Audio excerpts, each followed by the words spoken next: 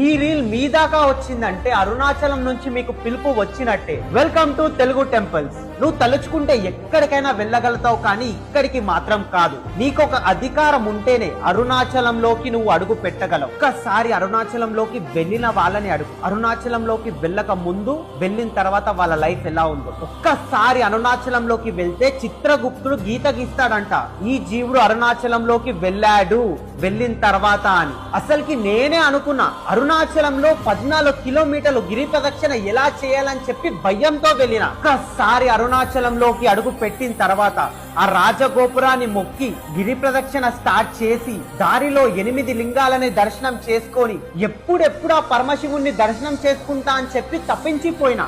నీకు అరుణాచలం గురించి తెలుసుకోవాలని చెప్పి అనిపిస్తే, నీకు ఊరికే అరుణాచలం పేరే వినిపిస్తున్నట్టయితే, నువ్వు అరుణాచలంలోకి అడుగు పెట్టే సమయం అయితే వచ్చేసింది. నీకు అరుణాచలంలోకి